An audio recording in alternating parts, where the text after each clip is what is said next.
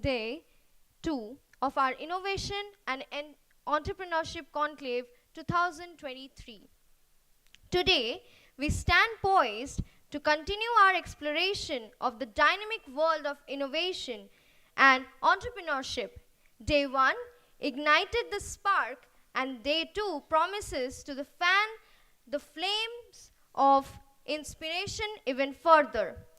As we step into a brand new day of innovation and entrepreneurship conclave, we are thrilled to share some exhilarating news that promises to add an extra layer of inspiration to our journey. Today, we have the pleasure of unveiling a groundbreaking initiative that will ignite your entrepreneurial spirits and provide a platform for insightful conversation, knowledge sharing, and transformative idea.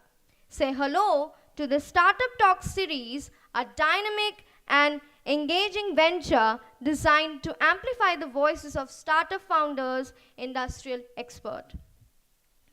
Our first startup of the day, Nucrad Health Hub India LLP and Nucrad Agri Farm Health LLP. Now our heartfelt to welcome to all of you as well gather today to celebrate and acknowledge the emergence of two remarkable startups that are set to redefine their respective industries, Nucrad Health Hub India LLP and Nucrad Agri Farm Health LLP. These two dynamic entities stand as beacon of innovation, embodying the spirit of progress and paving the way for brighter, healthier future.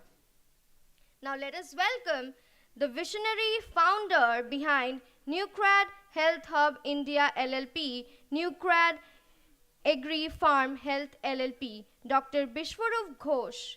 Let us eagerly listen and learn from the wisdom and innovation they bring to forefront of this crucial sector. Over to you, sir.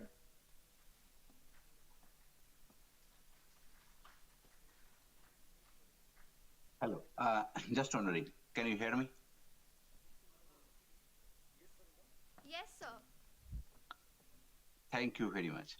I just check my point. So thank you very much. I'm sharing my screen first.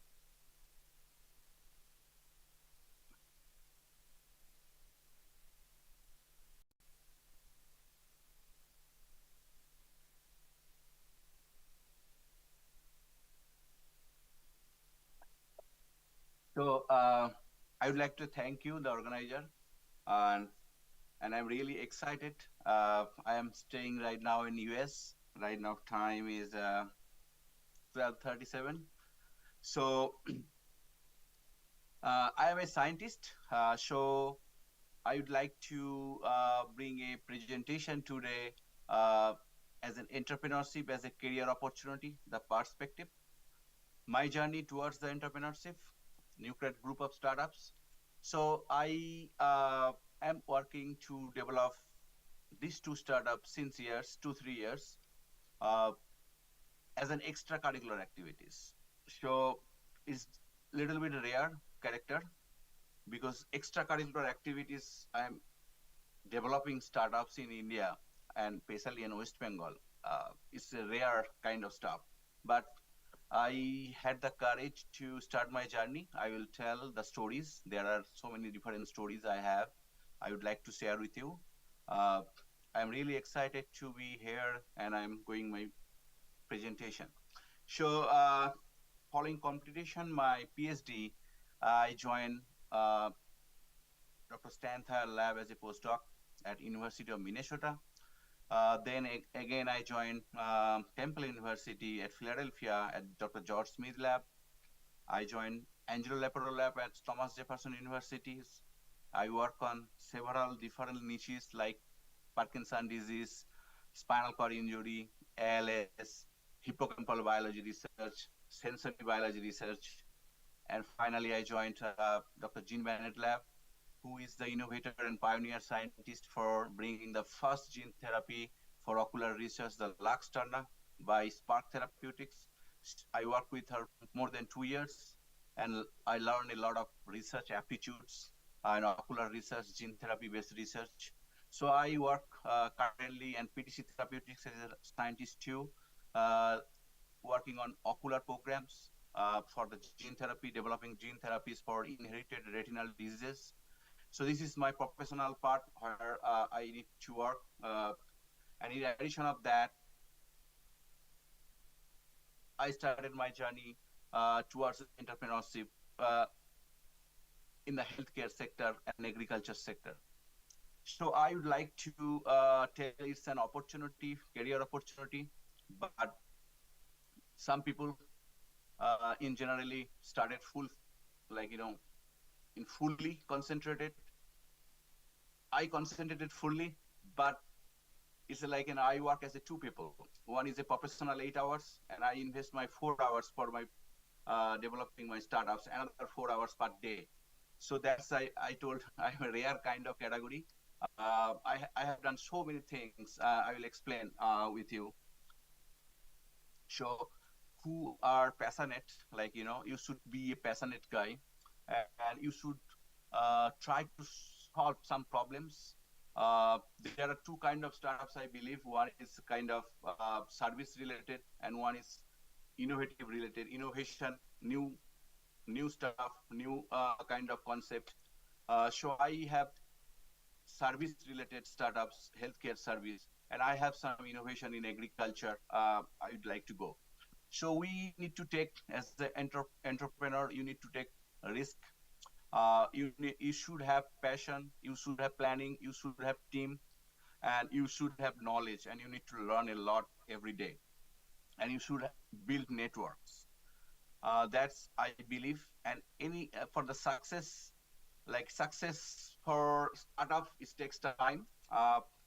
It's an idea need to be cherished to build up progressively, because in generally like me, people, we are the first generation, so we need to work a lot, we need to learn a lot, and we need to take a lot of risks, right?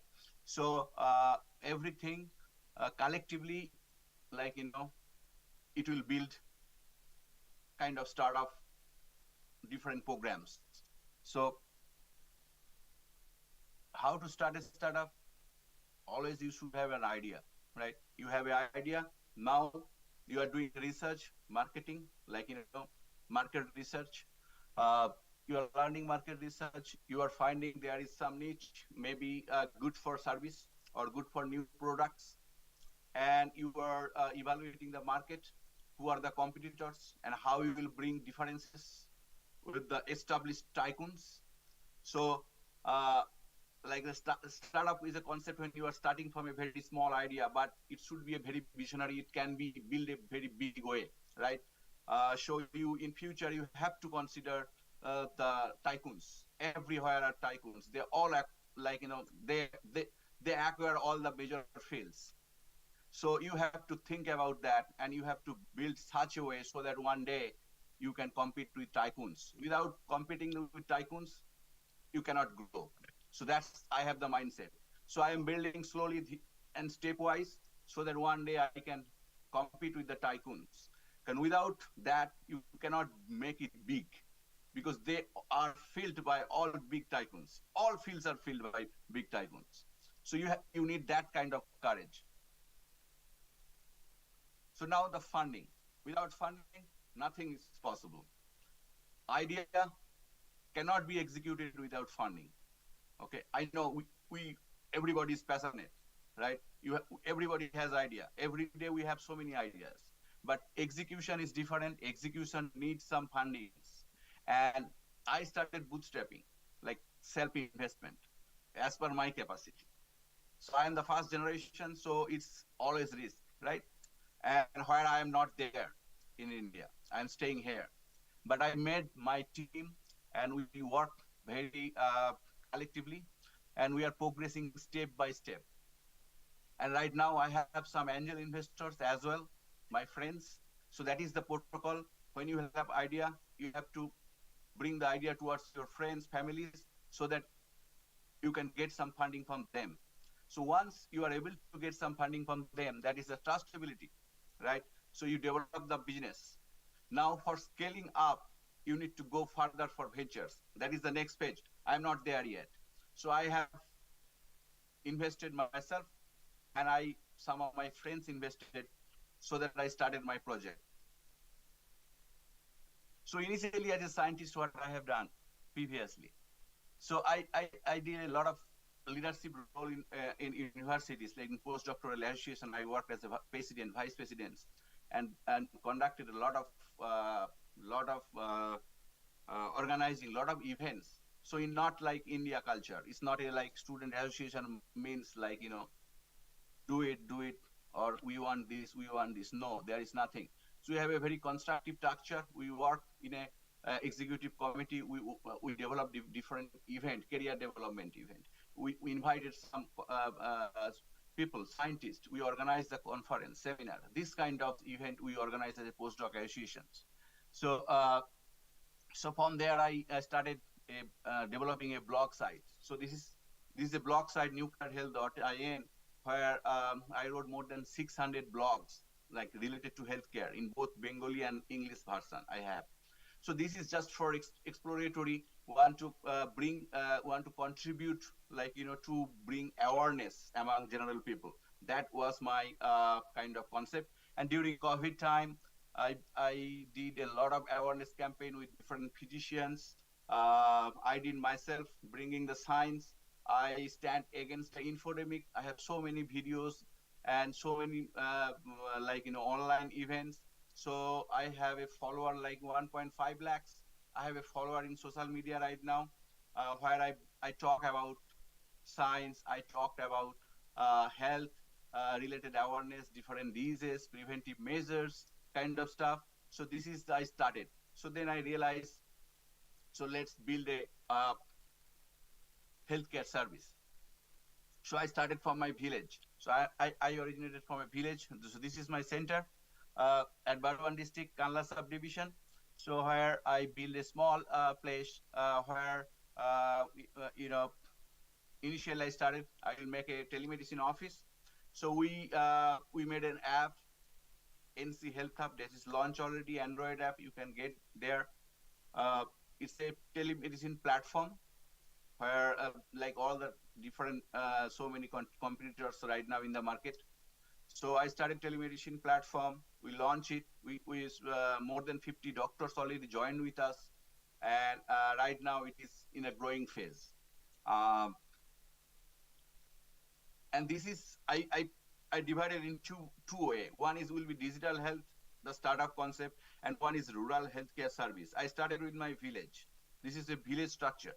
So what there is always like, people compromise in the village. People always compromise for having a good kind quality pathological service, quality any kind of service. They need to go near towns, right? So so I started in my village. We have built a center where dental clinic, optical clinic, pharmacy, pathology lab, and doctor's chamber. We organized in a place. We have office also for customer service, for telemedicine, digital health there, and we launch a service, digital health. So this is the healthcare service I am developing stepwise. Uh, I am talking with now a US-based group to like, I already presented one time with they are interested. So in the summer it will build more relationship with them, whether they can they like my model, how I am serving India by bringing rural healthcare service along with the digital health, which is a enormous have the possibility to have enormous growth in future by if you can compete with others. Like I have that, like, futuristic plan. So this is right now the model I have. We are and the another startup which has generated, that is nuclear agri farm health. So it is totally focused on to develop an innovative aspect of agriculture and a farm to reduce health hazards. I know today the excessive use of chemicals, fertilizers, we know the bad, like what is happening to us, like, it's a huge health hazard. We ignored it. I'm trying to bring awareness about this, and we are developing biofertilizers. Like we have a lot of product we developed. We already tested in different districts, and most probably next year we are bringing these products. And we also developing a high nitrogen, potassium, and phosphate enriched vermicompost. In general, vermicompost has only 1 to 2% nitrogen. In general, like, but we already built a huge milestone. I will show the result. And we also want the seed productions. Like I came from Baduan district, so in future tissue culture lab we want to establish, and then we want to seed productions, potato seed production. That's our goal, initial goal. So we are right now we are starting to learn, like we have experience of agriculture, like potato. My family is agriculture coming, like all are some people are doing agriculture. So we have some lands as well. So I have a huge interest on agriculture. So that's why we are right now working on different pipelines. Products will be launched next year, and another pipelines we are also developing, that is some nanotechnology based fungicides, pesticides, herbicides. So that is another we are formulating. So this is the stuff. So we tested so many different districts. This is North Chobbish Pargona, Hooghly, like Bhuban Babu from Hooghly, Shambhunath Samanto from North Chobbish Parganas. So we are using our product like the biofertilizers, the complete bio kits, is like different fields, and we are reducing chemicals. We reduce 25% as conventional chemical use, and we use as a supplement of our bio kits, and we got a huge response from the farmers, and they are really great. Like I have all the videos they send me unbiasedly, like so they are very promising. There is a very promising like the effect we found. And another thing, what I said, I am so excited. We may we may bring a great innovations for the vermicompost field, because right now the price of chemical fertilizers are growing so high, right? And the cost of agriculture is growing too high. So if we can reduce at least 50% chemical fertilizer use by supplemented with like vermicompost or other organic stuffs, so that can be beneficial to the farmers, right? That's my goal. Although the long-term goal, like the organic culture is coming in future, but still organic is risky for our farmers right now, because you don't know the production. We are doing experiments so that until we reach the equivalent crop productions using like our products, we will not encourage farmers use completely. That's why we are doing reduce chemical fertilizer 25%. There will be no less crop production. It will be equivalent crop production with 100% use of chemical fertilizer. We tested 2-3 years, we got it. So we are very confident on that. So we made a formulations for the manure, so that it's not vermicompost yet. The next stage is still waiting. So we did a test. You can see we have nitrogen 4.21%. It is not like not complete vermicompost yet. We just make the manure. Okay, so the next phase is coming later. So we already have 4.2% nitrogen at our manure. We have 12.6% is potassium, and 2.2% phosphate, and 2.2% is potassium. We already have. So we are hypothesizing to reach up to 8 to 10% nitrogen as vermicompost. That's our goal, and maybe by next year we will get it. So we are doing different kind of manure, so that which combination will be good to produce like at least up to 10% nitrogen from vermicompost. So that will be our innovation in future. And in future, we would like to work with all the farmers, through, that's the different business model. I'm not explaining everything right now, but our innovation is going to be bring a disruption, because vermicompost, if you go in the market, if you send for sample for analysis, you will get 1 to 2%, not more than 2%. So the manure is we have already 4.2. So we are expecting it should go 8 to 10%, and based on our formulation and the total procedure, modified procedures. So we publish some papers. We use our bio kits, which are biofertilizer, a complete bio kits that is care for plants. So we tested with potatoes, and we found equivalent crop production like potatoes, conventional to 100% use. And we also did one test. So what are the value we are adding? It is so important.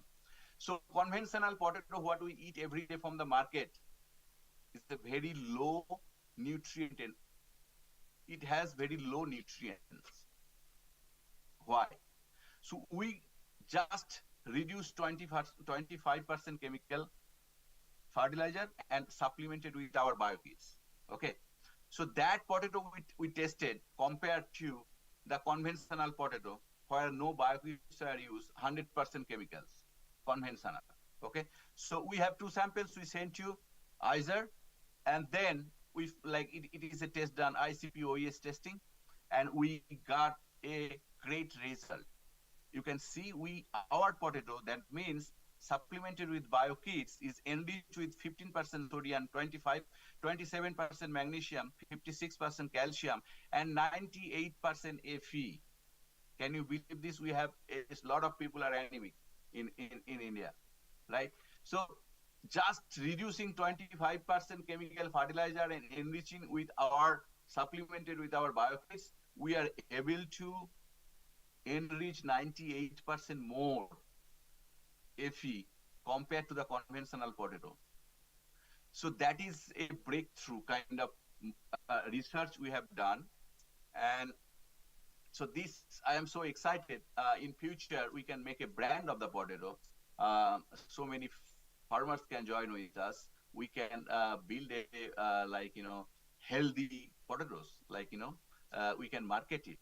So that's our goal. We are talking about some people. We are talking with some people who are in the food chain. Hopefully, our relationship will be built in soon. So we got this through original research. So we are not I told entrepreneurs should have a purpose. My purpose to enrich society by reducing food hazards. So we are bringing the models, we are validating the models, and then we will execute the model with the help with the farmers. That's our goal. So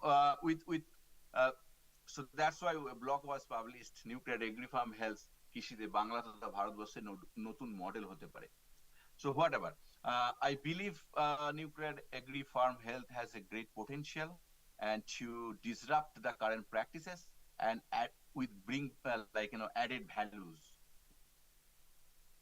So now what we have a social media branding. We are doing branding through social media. Right now we have a couple thousand followers. So many farmers are there. Sometimes they ask me to send samples, but I am able to send samples, more than 10 farmers already. They tested in different crops. They send me so many different their results. We have a website already built. That product, when we launch product, it will be available through online as well. And we have a mentor. You may know some MS Basu, the consultant and mentor. He is a former director of ICIR, and also Dr. D.K. Kundu, who is also our consultant. He served as a head of division of ICIR previously. So this is our progress, and in future we have some strategies to commercialize. So we need to raise fund at least 2 crore. We have a budget. What we'll do with that 2 crores? What will be the progress we will build? So all the products that will be licensed this year, we are right now in the process of applying the licensing. And next year, 2024, we will launch the products in an introductory scales. And we right now developing some database on different stores uh, in the West Bengal right now, and we uh, we are bringing some, like, we already started marketing already, right? So we have social media, we are bringing added values, we are giving them results, so it's already making marketing by default. So, and we have a plan, like, 2004 like 2025, to build a manufacturing unit. And we have a pipelines that is we are working. My brother is a industrialist already. He has a big nanotechnology based chemical company in Mumbai. Swapun Ghosh, you may know, he is very famous in, so sometimes, he came from Kolani.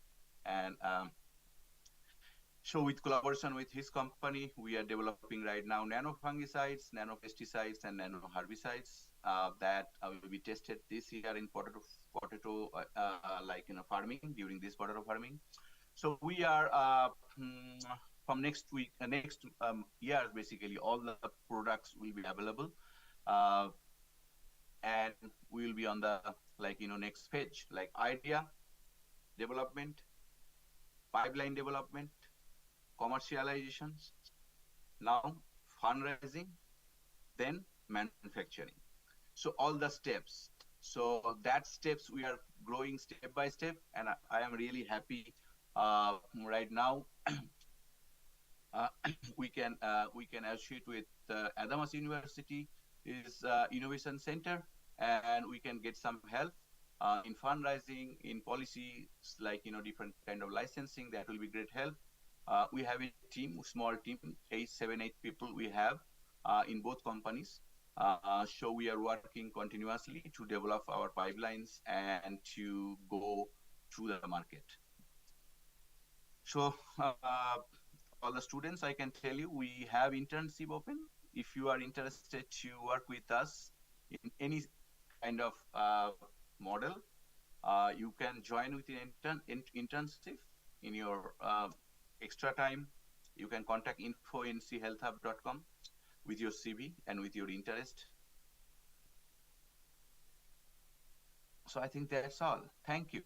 So I started with my entrepreneurship journey is just as a extracurricular activities. So then I built the two companies, and stepwise, step by step, we are developing our pipelines. So do you have any question? I'll be happy to answer your questions.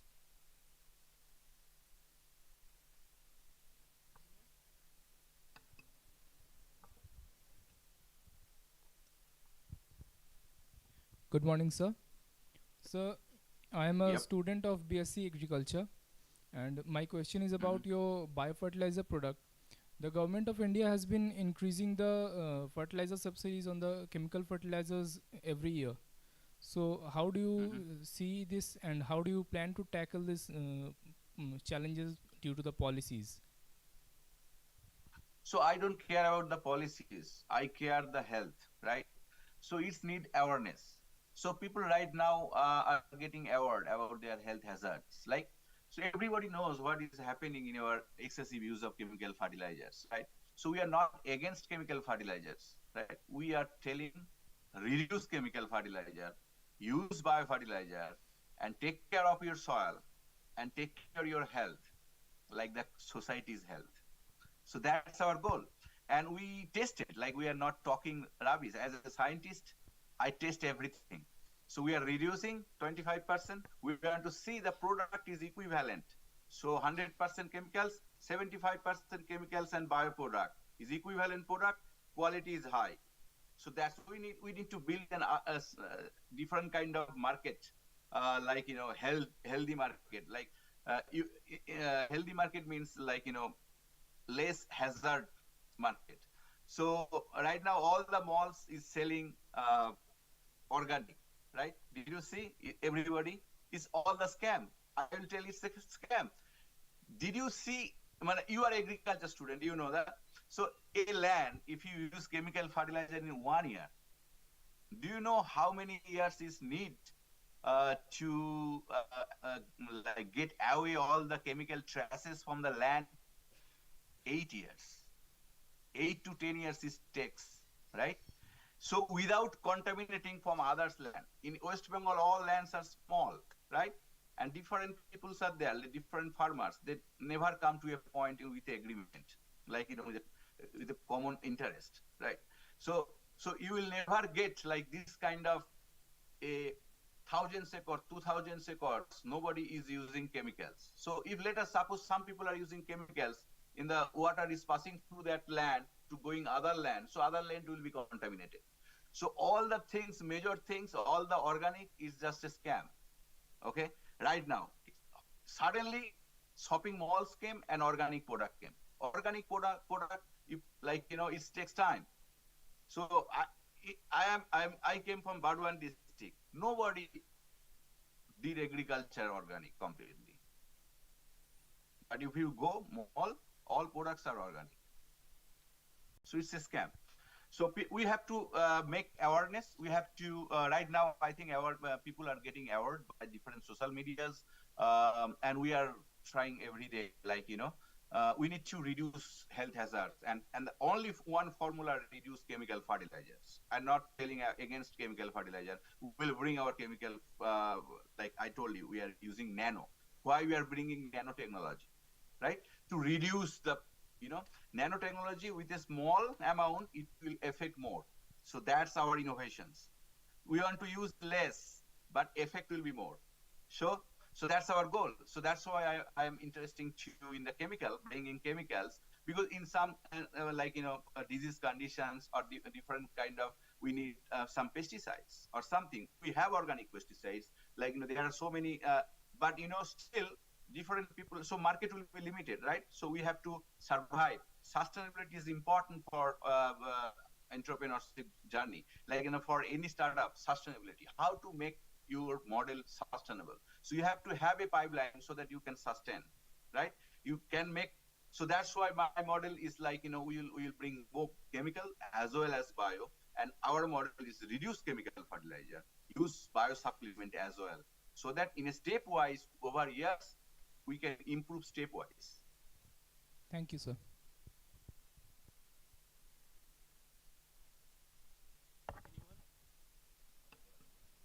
Anyone having any more questions?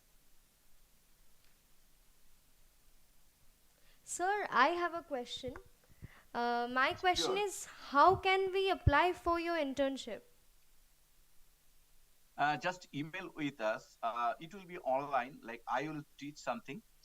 You will work with me, and of course, it's some kind of you will learn an entrepreneurship journey as well. Just with CV, with your interest and which only healthcare and like digital health, we can and agriculture, and only two models we have right now. And you can write. We will meet and we'll. I will talk with you personally, and we'll find out what area will be best for fit for you, and I will give you projects, and then we'll develop together, and you will learn a lot. Okay, sir. Thank you so much. Any more questions? Anyone? No. Okay, thank you, sir, for joining us on this flavorful journey. Thank you.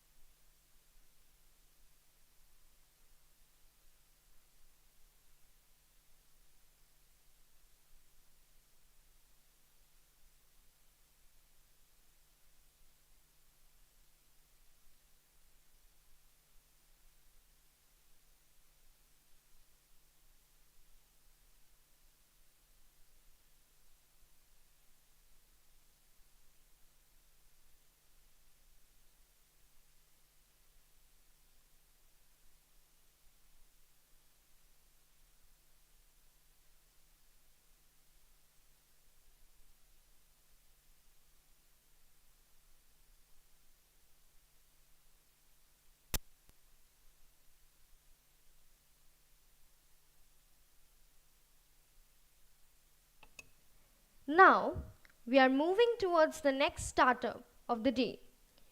We welcome to a remarkable moment as we introduce you to the transformative world of startup Alona. Today, we gather not only to celebrate self care and wellness, but also to embrace on a journey that embraces the essence of balance, rejuvenation, and inner harmony. Startup Alona emerges as a beacon of innovation, promising to redefine the way we approach self care and mindfulness. Now, let us welcome the founder and the visionary leader behind Alona, Dr. Shubhalakshmi Ghosh. Over to you, madam.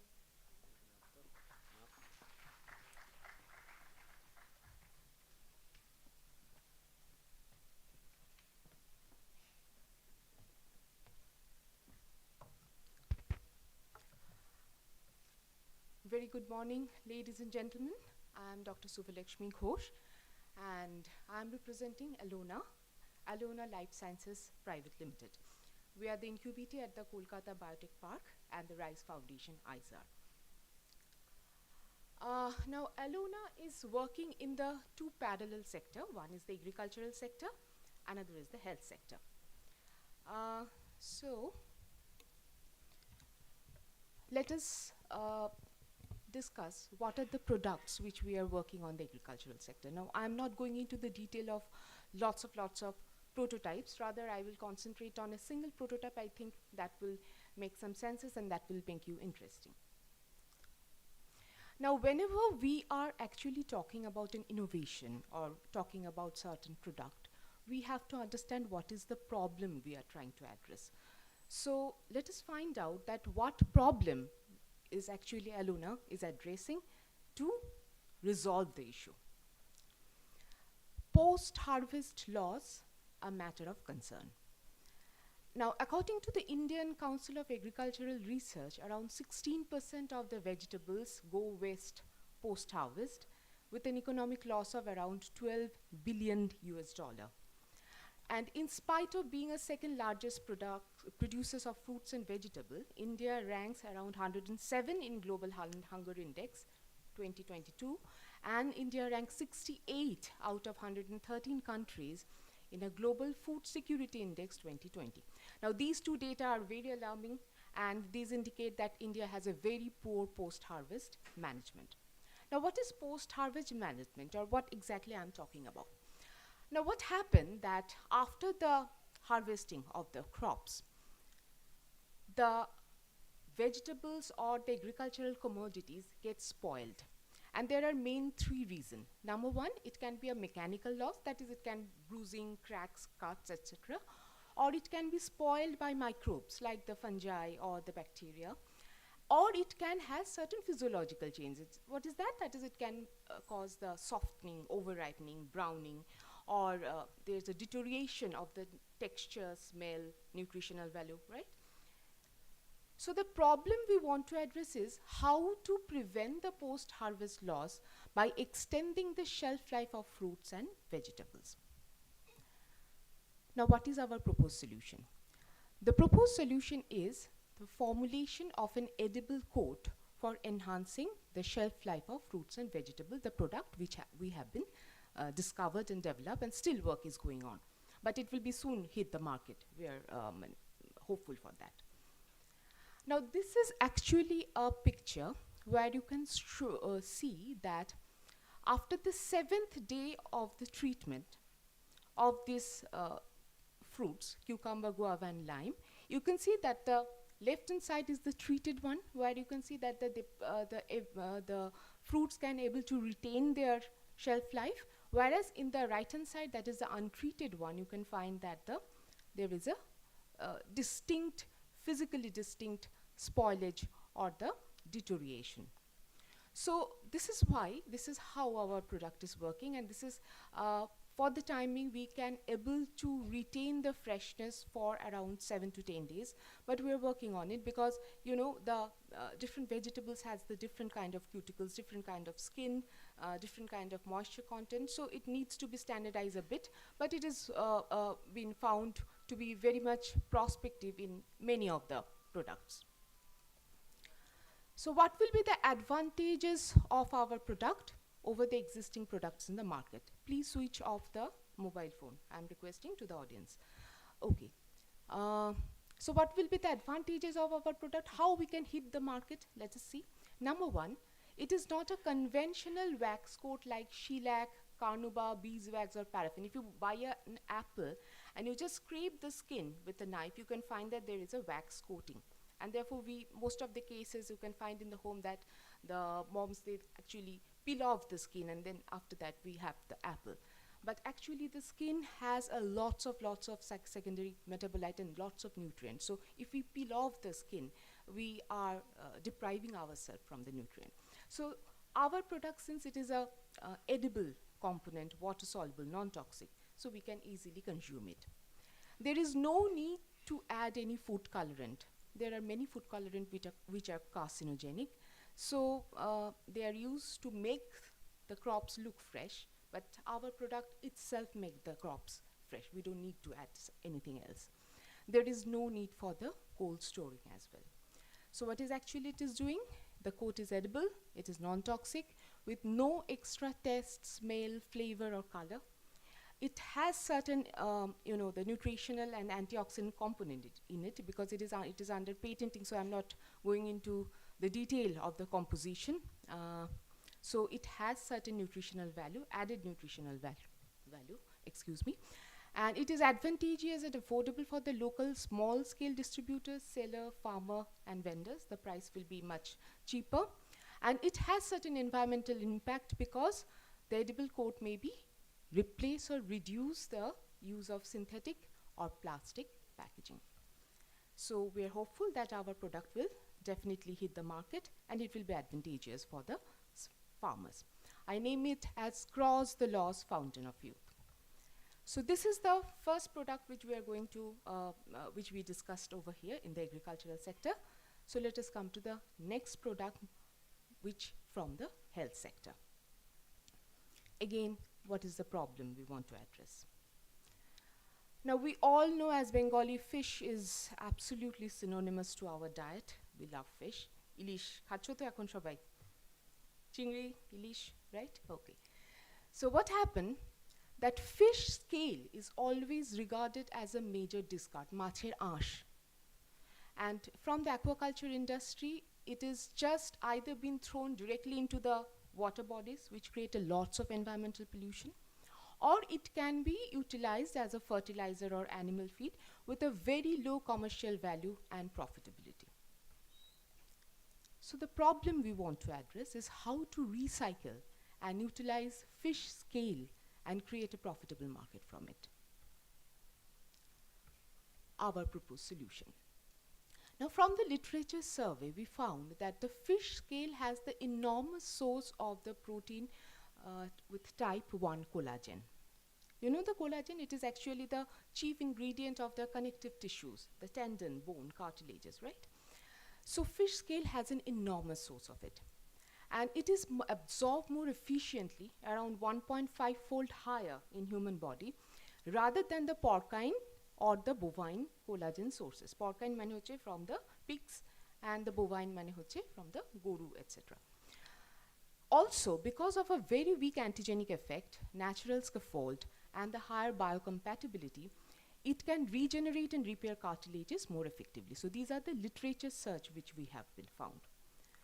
So with this background in view, our proposed solution is to formulate a fish scale derived collagen peptide based dietary supplement which can be commercialized with a viable prospect. So instead of throwing it or instead of making it environmental pollution, let us buy the fish scale, formulate it, extract the collagen and develop it into a dietary supplement. So what we are implementing, we are collecting the fish scale in bulk from the market. We develop an extraction procedure, again, it is under patent, and we have formulated a dietary supplement with some added vitamin, antioxidant, minerals, etc., with a base of the collagen peptide isolated from the macher ash. Now, again, we have to know because we are here to understand how to hit the market, right? It is not only about the research and development or not only about the invention. We have to sell the product. So it is just a Google screenshot where you can find there is an ample number of collagen peptides are available in the market. The market is almost saturated. In this highly saturated market, where I have just given you a price range, you can find that with a pack size of 100 to 300 gram, the price ranges from the 1000 to 4000 rupees. That is huge, right? Because whenever you for a senior citizen বাড়িতে তোমাদের যারা দাদু ঠাকুমারা রয়েছেন, and if they want to have some knee replacement or some surgery, you can find that the orthopedic surgeon will tell that for a 6 month you have to go for a collagen diet, কারণ cartilage গুলোকে tendon গুলোকে একটু শক্ত করতে হবে, it needs to be strengthened, otherwise ওই পেরেক ঠোকা nail বসালে ওগুলো থাকবে না. And most of the cases what is happening that they have to continue this collagen supplement for the rest of their lives. Otherwise their bone will just brittle. It can't stay in places.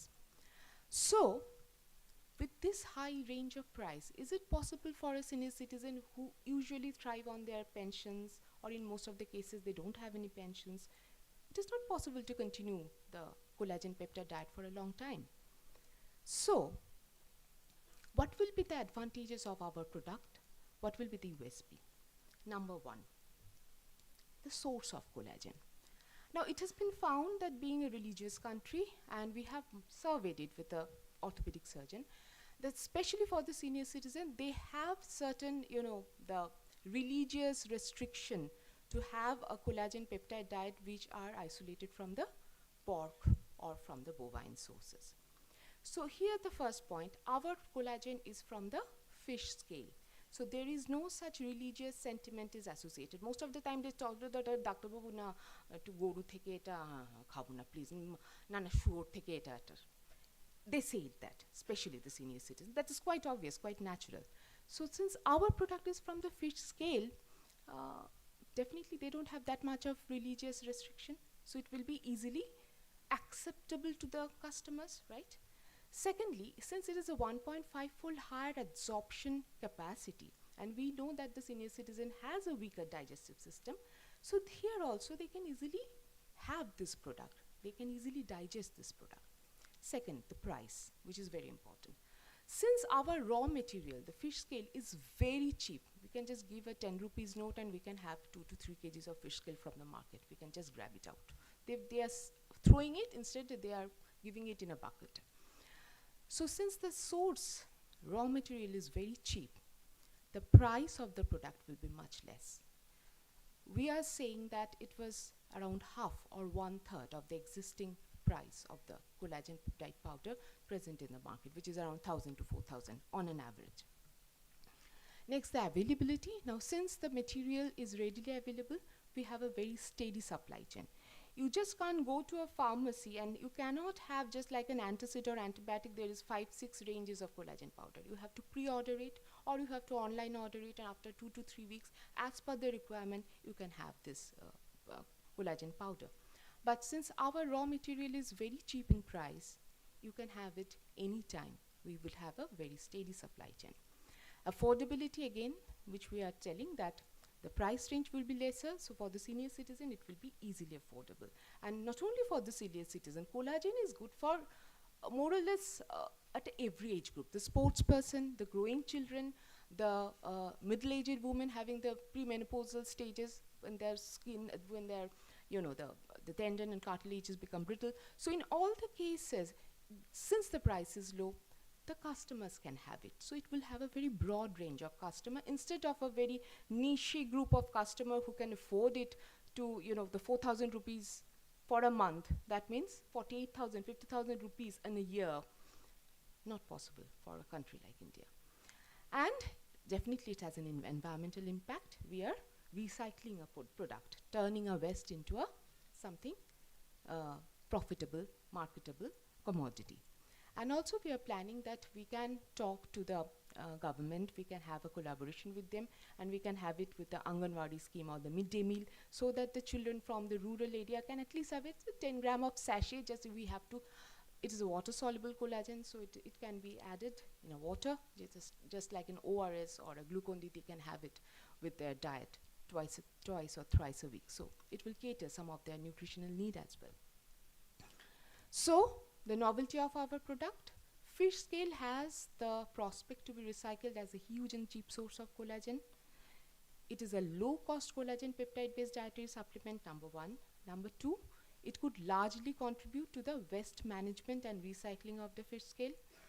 Three, it will help the fish seller to make certain amount of the revenue. আমরা বলবো যে একটু ধুয়ে টুয়ে পরিষ্কার করে দে বাবা, আমরা তো 10 টাকার বদলে 100 টাকা 250 টাকা দিচ্ছি পার সপ্তাহে নেব. So it will definitely add certain revenue, and it could have a socio-economic and environmental impact as well. So in conclusion, we can say yes, the fish scale has the enormous prospect to be recycled and utilized as a huge and cheap source of collagen peptide-based dietary supplement, which can be commercialized effectively with excellent profitable and marketable potential. So I'm hopeful that in very near future, we will turn a waste into a wealth. I named it as Sail the Scale, turning waste into wealth. This is our team. I'm Dr. Subhalakshmi Ghosh, founder director. Dr. Aminul Islam is another co-founder director. We have our market strategies. We have our advisor. I'm a pass out from the Jadavpur University, so Jadavpur University is with us. Dr. Suresh, founder director in Greensmet Lab. And since we are the incubatees, we have the support from the Kolkata Biotic Park, Rise Foundation, ISAR, we are the incubatees over there as well. Jadavpur University, we have signed the MO, and the IKP Prime Hyderabad. Thank you, IKP. It's it's wonderful to talk with them. And Adamas University is actually, we are tying up with them, and I'm very much glad that they give us the opportunity to talk over there here and to have interaction with all of you. Thank you so much. Any question from anybody? Any queries? Sure, please shoot. Ma'am my question is, আপনি বললেন ওই যে coating যেটা treatment, and ওটা কোনো harmful নেই? না, যেহেতু এটার আমি কম্পোজিশন দিতে পারছি না, since it is under patenting, it is absolutely edible, non toxic. We have tested it in vivo, we have tested it in cell culture. ওটার ফর্মুলেশনটা আমরা একটু চেঞ্জ করছি. তার কারণটা কি জানো? ধরো কুমড়ো, পামকিন, এদের স্কিন অনেক মোটা, টমেটো স্কিন ভীষণ পাতলা, টমেটোতে আমরা কিছুতেই করে উঠতে পারছি না. আবার ধরো কলা, আপেল, গোয়াভা শশার ইয়েতে সুন্দর আসছে. So we just want to develop certain formulation which can cater most of the maximum number of the fruits and vegetables, but the work is still going on. এটার কোনো toxicity থাকলে definitely it can't hit the market. যেহেতু এটা toxicity নেই, that is the novelty of our product, and that is the USP as well as the point of validation to file a patent. আর একটা ma'am ওটা, but ওটার কোনো মানে test বা এটা তো চেঞ্জ No, হতে পারে? no, না, আমি সেটা তোমাদের প্রেজেন্টেশনে দেখিয়েছি. It has no added extra taste, smell or flavor.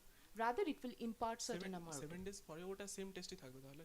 Absolutely. এখন অবধি 7 থেকে 10 দিন মতো রাখতে পারছি, তার বেশি থাকছে না. We are working on it. Hopefully 20-21 দিন মতো রাখতে পারলে এটা বাজারে হিট করাটা will be মানে it will be profitable for the fruit sellers to have this. কারণ কি হয়, কোল্ড স্টোরেজ পায় না, রেখে দেয় নিজেদের বাড়িতে গুদম ঘরে, ইঁদুরে খেয়ে নেয়, নষ্ট হয়ে যায়. প্রচুর পরিমাণে লাখ লাখ কোটি কোটি টাকার আমাদের স্পয়েলেজ হয় for the post harvest production. India is the second largest producer of the agricultural commodities, but since we can't manage the post harvest processing, we are losing so much money. So that problem needs to be addressed so that after the harvesting the end product can reach the end consumer, customers, us. And ma'am this product is costly? দেখো, কস্টটা এখন আমরা set করে উঠতে পারিনি, কারণ maybe এটার আমরা 2-3টে slot করব. মানে কিছু কিছু ভেজিটেবলস যেগুলো 7 দিনের বেশি রাখবে না, থাকবে না. কিছু কিছু ভেজিটেবলস হয়তো আপ টু 10 to 15 ডেজ থাকবে, কিছু হয়তো 20. So we are working on it. We are not yet set the price. Okay ma'am, thank you ma'am. Thank you. Anyone else? Hi ma'am, thank you so much. Beautiful presentation. Thank you. Colagel is now very popular in the anti-aging market. Absolutely. So maximum of the products of Colagel supplements that we see on Amazon or anywhere, they are highlighting that we are anti-aging. How far is this true? That I want to know from a doctor.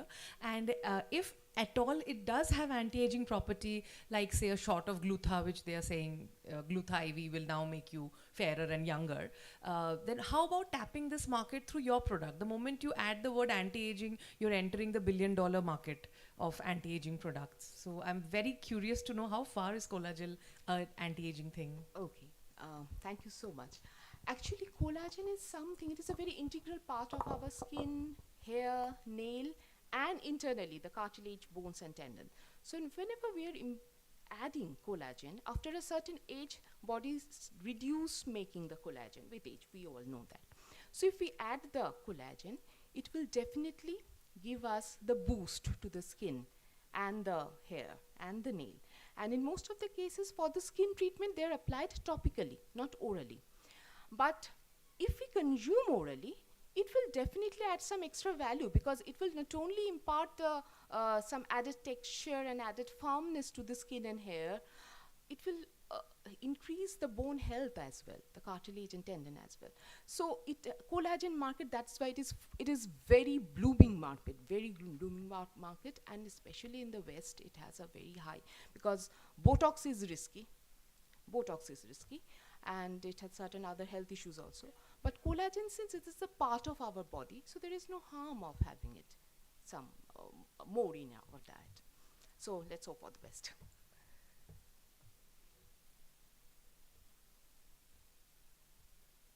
এই পরের জন্য দেরি হয়ে যাচ্ছে না তো? আচ্ছা। Ma'am, good morning, ma'am. Good morning, dear. I'm Tanisha Ghosh from BSc Biotechnology. Good morning. My question is, there are people who are allergic to fish skin and fish gelatin. What about them? They can consume the product? Are you allergic to fish itself, or you are allergic No, to the... ma'am. Fish gelatin, I read it somewhere. I'm not allergic to fish. Okay, so now actually there are thousands of proteins are present in the fish. Fish skin, there are number of proteins. In the fish meat, মাছ যেটা তাদের মধ্যে অনেক রকম থাকে. But it is a collagen, that is a different thing. There may be people who are allergic to the collagen. It is possible, since it is a protein base. Any kind of protein can add some allergic response to your body. কিন্তু যাদের এই ব্যাপারে কোনো রকম কি বলবো, সে তো lactose intolerance তো হয়. So if they are not allergic to collagen, they can have this. Ma'am, for this, any kind of modifications can be made in the product? We are adding some extra vitamins, mineral, antioxidant, blah blah blah, so that it is a health, so that it can become a health food. Not going into the detail again for the patenting purpose. Sure. So definitely these are the modified, because simple collagen, I think first of all it won't be patentable because it is already there, and we want to have some the extra gold particle over there. So that's why this has a formulation. Ma'am, the whole of fish skin is Not a scale, sorry, ma'am, fish scales are used in the product. Ma'am, are there any waste product from your product also that are discarded? No. Anything? No. The whole of it is used. Ma'am, thank you, ma'am. It's a very impressive product. Thank you so much.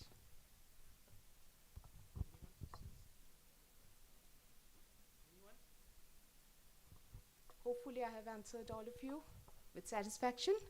Thank you so much, and we are open to internship again.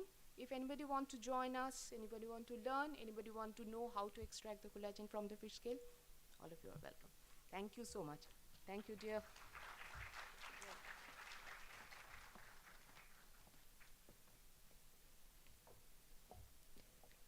Thank you, ma'am, for joining us on this meaningful journey.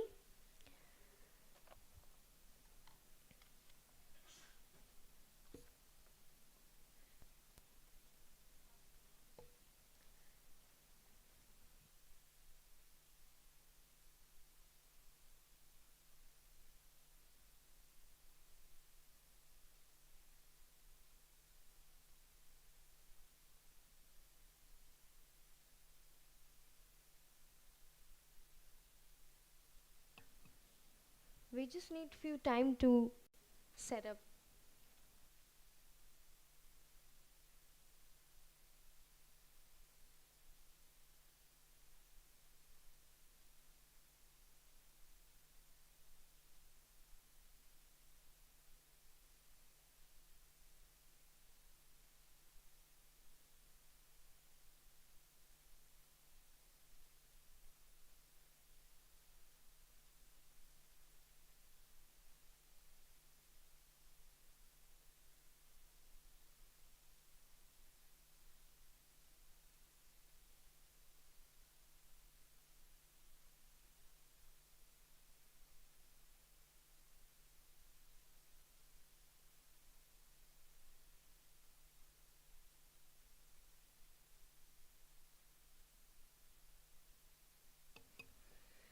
we are moving towards the next startup, there is something for our technology enthusiast as we welcome the pioneering venture startup SBH Electrocloud Private Limited. In the world where technological advancement shape the way we live, work and connect, startup SBH Electrocloud stands as a testament to the power of perseverance and unwavering spirit of innovation. Now let us welcome the visionary force behind SBH Electrocloud Private Limited, Dr. Bornali Ghotok.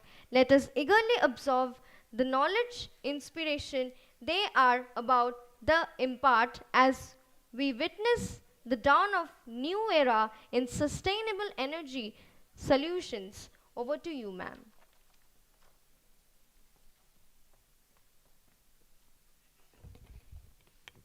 Yeah, thank you very much for the introduction. Very good morning to all of you. I'm Dr. Barnali from SPH Electrocloud Private Limited. Actually, I have taken only the video. I think the video will be much impactful to you to see. Before that, a little introduction from my side. We have started our journey in 2021, September. In Kolkata, since we had been doing a PhD on agricultural sensor and systems, so we felt that there is a huge challenge for the people to choose that which one to eat or which one not to eat, because there is a adulteration scam is going on here and there in each and every type of food product. So we are very confused about choosing the product that which is safe to it and which is not safe to it. So starting from the journey, we have been trying to detect the adulterant present in different kind of fruits like mango, whether the mango is carbide treated or not, whether other fruits are adulterated or not. Based on that, we have devised some technology which are particularly selective for the adulterant present in a particular fruit or particular vegetables. So recently we have got our customer Amul as a customer. So they have been finding a specific problem like non-milk fat. Non-milk fat as an adulterant, and they are not getting any instrument to detect it at the collection point. So we have been trying into it, and we have found out a solution also. So that's all about my presentation. So let's have a video. So in this video, you will see the working of the device and how portable is the device and how you can easily afford it. So let's have a quick glimpse of it.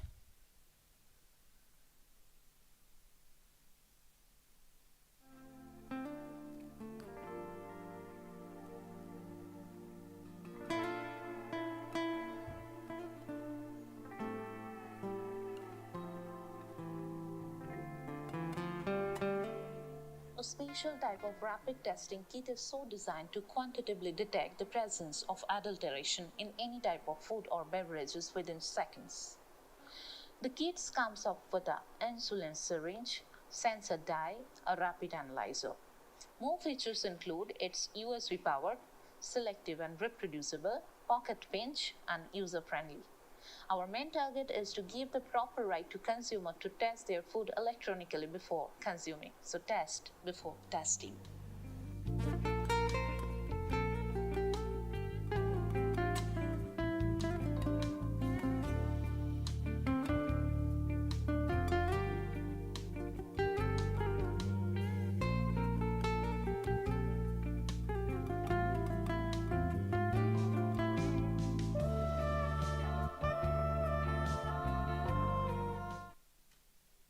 Yeah, so this is all about the device. So we can make the device portable. Not only that, the device is very low cost. Along with this device, only changing the sensor, we can able to detect the various adulterant present in different kinds of food as well. So if you tell us to detect the quality of the water by using the device, so we can able to detect. If you say that the quality of mango is possible to detect by using the sensor, yes, it is possible. Just you need to change the sensor, the device will be as it is. So the device, the manufacturing cost of the device is 25,000 plus GST. Now, last week we have launched the device, so it can be sellable, so you can also buy the product. And yes, it is versatile, easily affordable, and you can only change the sensor, and the sensor is not reusable. So it's kind of a cheap type of sensor. So once you insert the sensor, it can able to detect only at one go. After that, you have to change the sensor, and the sensor is not only very costly. It 50 paisa or 1 rupees per sensor. So this is all about my presentation, and I would like to have question from your end. Thank you.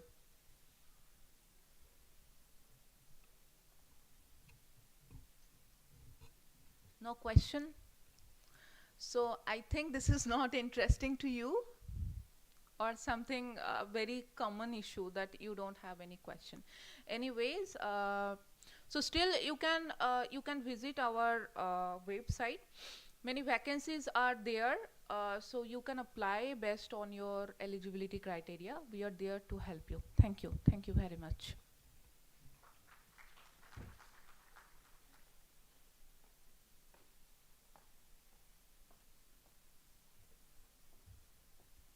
Thank you so much, ma'am.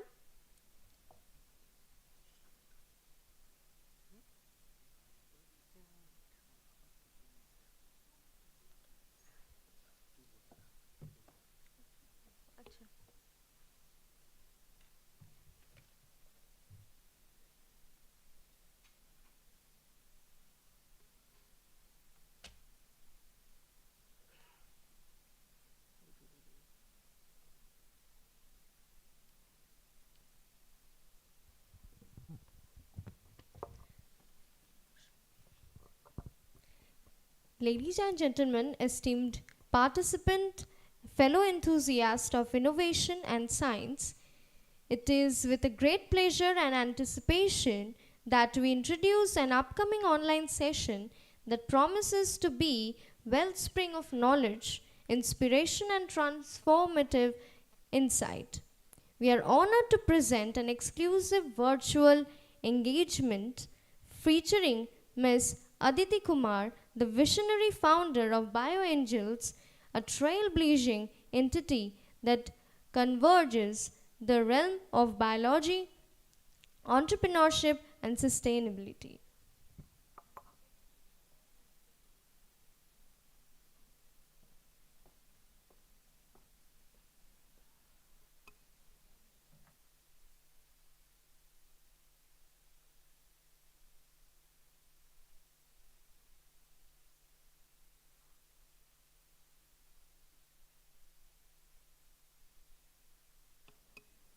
Very good morning to everyone. Over I to you, hope ma'am. I am audible. Hi. Ma'am, you are audible. Okay, great. Let me know whenever you want me to start. Ma'am, you can start now. All right, cool. I would put my presentation. Let me know if it is visible. Cool, I think it is. Yes, ma'am, visible. Great. All right. A very good morning to everyone present in the audience, the faculty members, the students, and the budding entrepreneurs and startups in the audience. I welcome you all. I am Aditi and I am part of the Indian Angel Network, and I'm leading the BioAngel initiative at IN, which has been established in partnership with BIRAC. So I got a chance to go through the agenda, and yesterday you had Dr. Divan and his team present for the event. So I'm sure everyone in the audience already knows about BIRAC.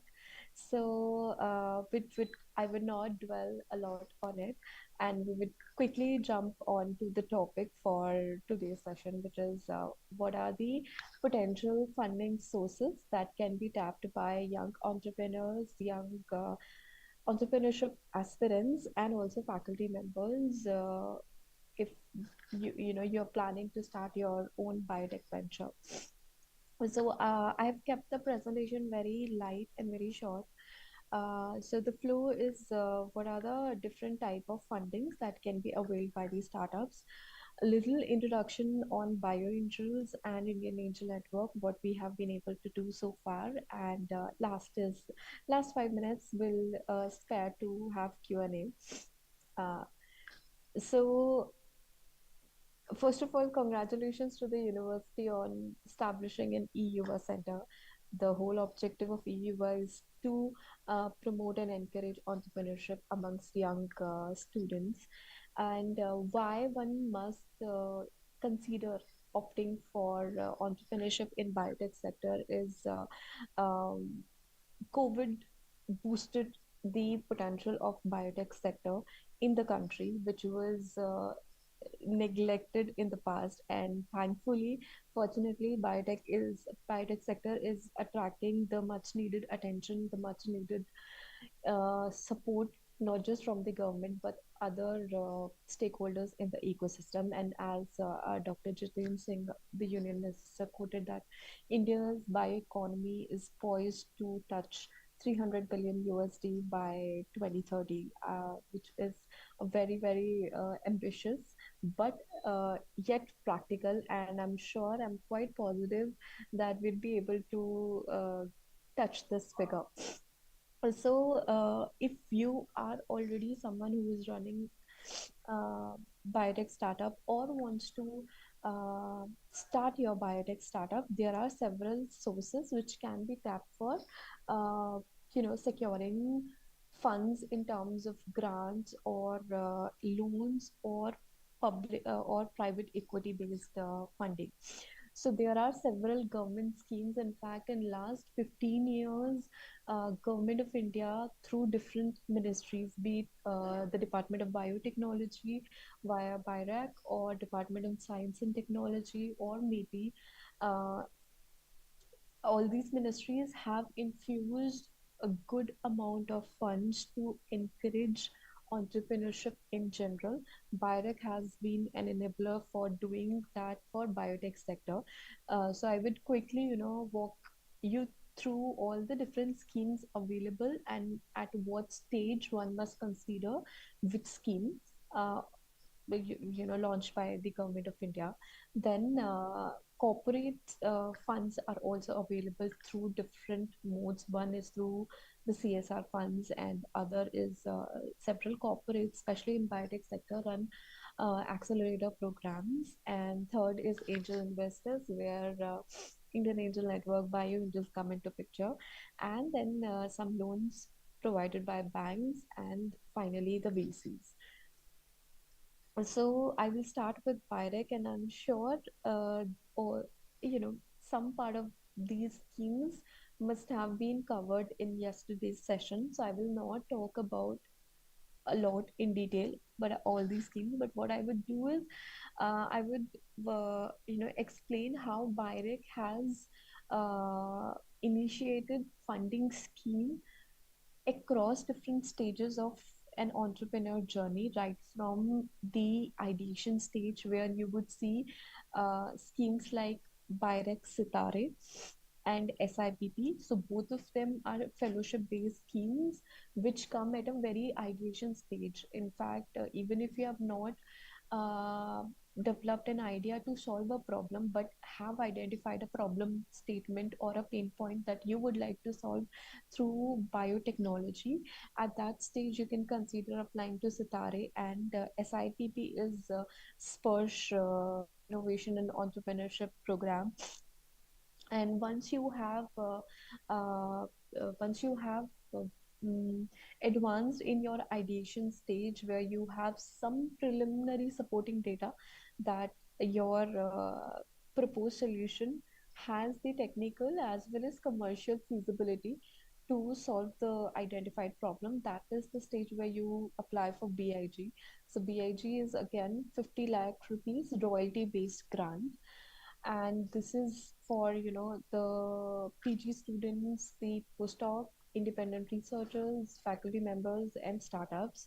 AIR is something very similar to BIG, but AIR is primarily for academicians who do not have the end objective of starting their own enterprise, but they are working on something which has high commercialization potential and high novelty.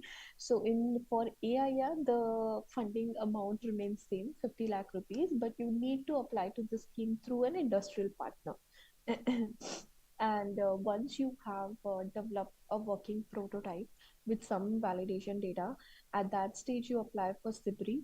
So SIBRI is primarily for scaling up your technology or further validation in terms of, if you're working in the agri space.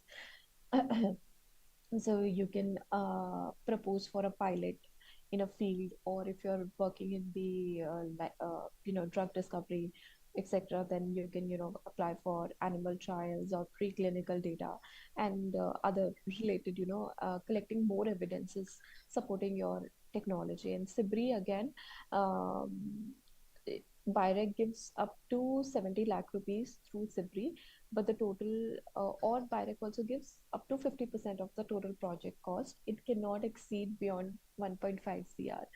Then CRS is another scheme where BIREC partners with different corporates, and uh, you can apply for late stage validation data.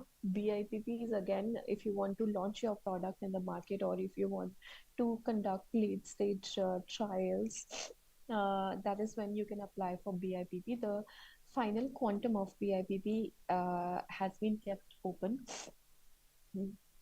But you need to have entity in place to match the funds being contributed by BIREC. For example, if your total project cost is say 7 CR, so BIREC would give only up to 50%, 3.5 CR. Sorry, yeah, 3.5 CR, and the remaining you have to raise from other entity, which could be again, some loan or some other corporate. Then BIREC also has some bridge funds, which you would see here: Seed, LEAP, ACE. All three of them are equity-based funding schemes, and some of these funding schemes are actually run by incubation centers. Like SPERSH and BIG is primarily run by several Bionest incubators. Likewise, Seed and Leap. So you can, if anyone has any detailed question, I would be more than happy to take them during the Q&A. So the total fund range that BIREC has created is quite broad, from 60K to 3 CR.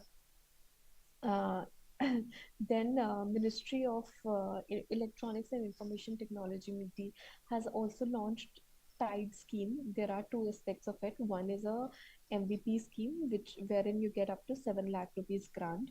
The other one is go to market, where you have already developed the product, validated it, etc., and you are looking for some bridge funds to launch your product in the market. So you can get up to 10 to 20 lakh rupees from MITI. The other slide I forgot to add is on Department of Sciences and Technology, DST. So DST run this program called Nidhi, and under Nidhi there are three main schemes. One is Nidhi EIR, which is Entrepreneur in Residence. It's a fellowship-based program, just like something very similar to Sitare or Spursh from BIRAC. So the fellow receives up to 30K per month fellowship for a period of 12 months. And the whole idea is, if you have an idea, you want to work a proof of concept, you become an entrepreneur in residence. As a next step, there is Nidhi Prayas scheme, which is again completely prototype fund given in the form of grant. The total quantum is 10 lakh rupees. And then we have Nidhi SSS, which is a seed fund by DST through Nidhi SSS. And the quantum is again 30 lakh rupees, but it is an equity-based scheme. Coming to the, how to tap on onto corporates for raising fund for your startup is that there are two mechanisms. One is if you look at the left side of the slide, um, so different corporates under their corporate social responsibility, they have to set aside a percentage of their profits under the CSR.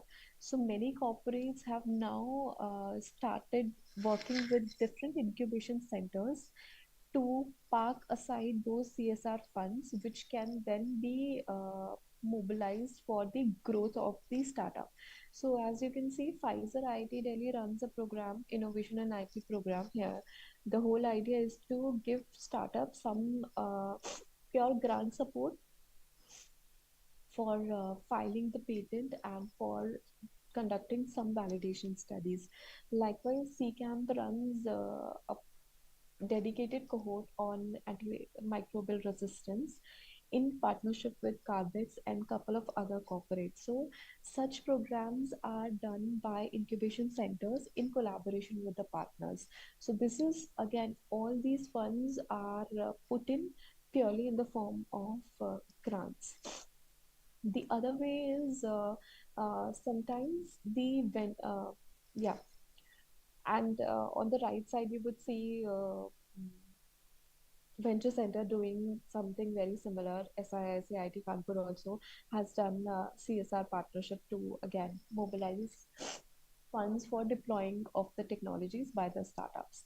The other is in the form of accelerators, where you would see the corporates themselves are doing accelerator program for these startups. For example, Merck does one, Illumina does other one, Siemens, then there are other organizations like Infosys, IBM. So they would, pick some themes like digital healthcare or AI-based innovations, uh, genomic-based innovation, sequencing, etc. So they would run thematic accelerator program primarily for startups, and these could be in collaboration with incubators or could be done independently. And again, you not only get funding support through such corporate accelerators, but also a lot of technical development support coming in from the um, corporate itself, access to their mentors, access to their infrastructure, access to their R&D facility, and all those soft supports get extended to the chosen startups. I am really sorry, I'm a little under the weather. So, but continuing to the third sources, Indian angel is the angel investors. Before I introduce the Indian Angel Network, I would like to talk about a little on bio angels. So, what has happened in last 15 to 20 years is uh, an excellent ecosystem to nurture early stage biotech entrepreneurs has been established in terms of Bioness incubators, in terms of E-Yuva centers, in terms of medtech prototyping facilities, then the early ideation stage grants being infused by government of India and other corporates as well. The support which is missing uh, in the current ecosystem is bridge funds. Although we have some equity based schemes available, but considering the number of startups and the success rate in securing those schemes, there's a huge gap. And that's how BioAngels was conceived by Indian Angel Network. It was BioAngel is a dedicated and India's first biotech focused angel network to provide money, market, and mentoring to the startup. So the whole idea is to go beyond money and bring real value addition to the startups. And as you can see, we have partnered with not just with Birect, but and the incubation centers, but we have partnered with hospitals. We are partnering with several agriculture organizations. We are also partnering with co-investment partners, etc., to build an entire ecosystem which can help biotech startups who have developed prototype, but they're looking for angel investment in terms of you know anywhere between 25 lakh up to 10 cr. That's where we come into picture, because if you are running your own biotech startup and you approach VCs, say after securing BIG or SIBRI, the evaluation parameters put in place by VCs are very, very stringent. And because you might still not be at that stage in terms of, some clinical validation data, or, some early traction in terms of customers, etc. So the VCs will value your startup very low, purely because there is very high risk with any biotech startup, until and unless only a very handful of the biotech startups would have low risk factor. Majority of them are high risk and high reward. So if you directly approach VC before an angel, you tend to lose a lot on the valuation part, and hence that's where the concept of angel investment and bio angels come into picture. So, yes, BioAngel is a dedicated biotech focused angel network which gives you not just money but also mobilize mentors, and through mentors we also provide market access, and we also do that through different partnerships we have put in place for these startups.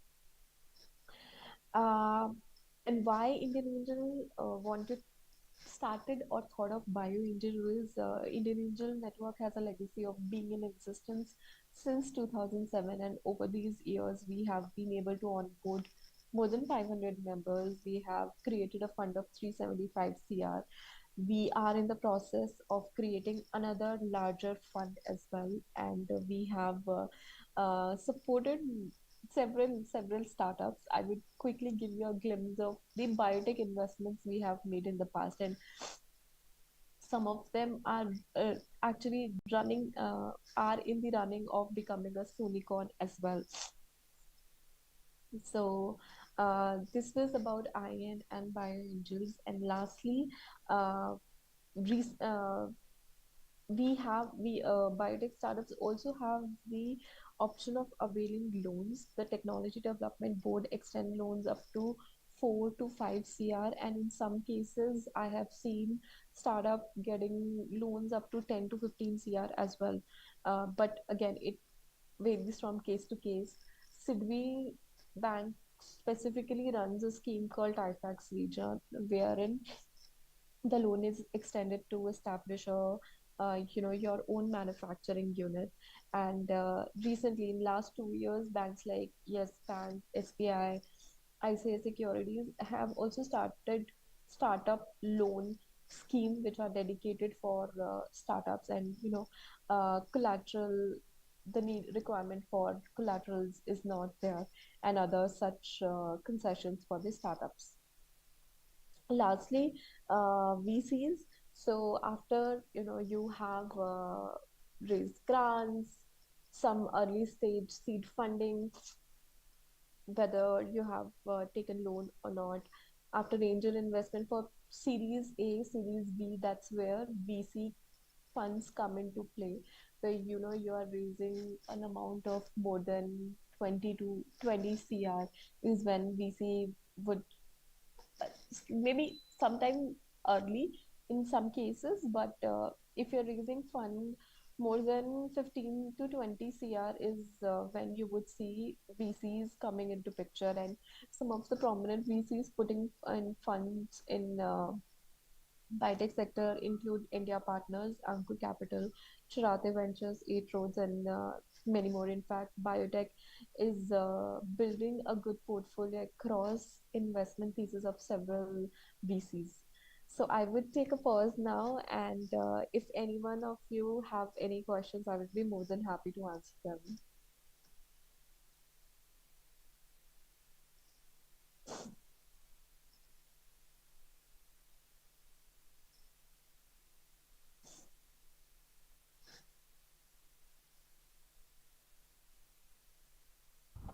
Hi, ma'am. This is Dr. Barnali Ghatak.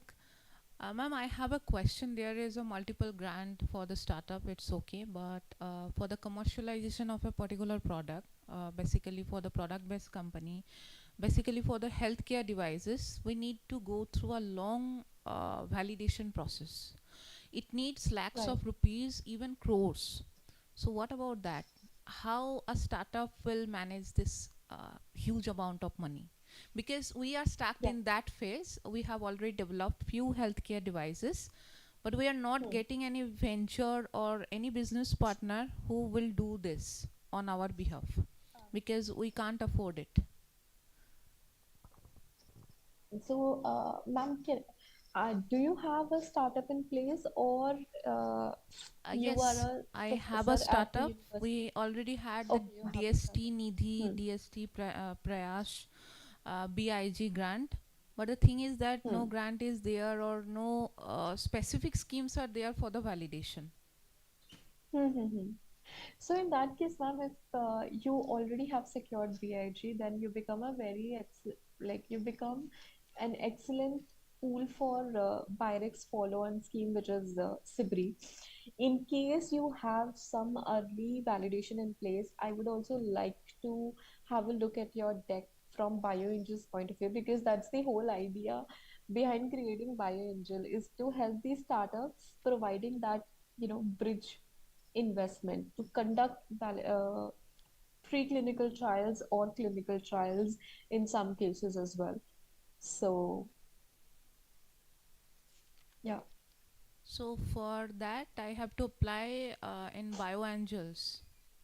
Yes, ma'am. And our ticket size is from 25 lakh up to 10 CR, 10 crore. Okay, okay. The call is open Yeah. for, I mean, all through the year Yes, or? it is. Oh, yes, yes, yes, ma'am. You can visit our website, BioAngels, and in fact, what I would do next is I would share an introductory deck on BioAngels with Dr. Swapnil, sorry, with Dr. Mausami Saha, and maybe she can circulate it amongst the audience Okay. today. Also, you can simply Google BioAngel. The first Mhm. link that would come up is our website, so you can apply through that also. All right, thank you.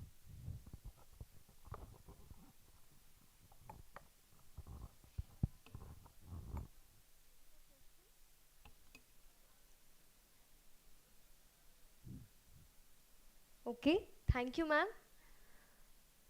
Thank you. I hope it was not too fast, or the content was not repetitive from the previous sessions. No, ma'am. Thank you so much. Okay, great. Bye bye.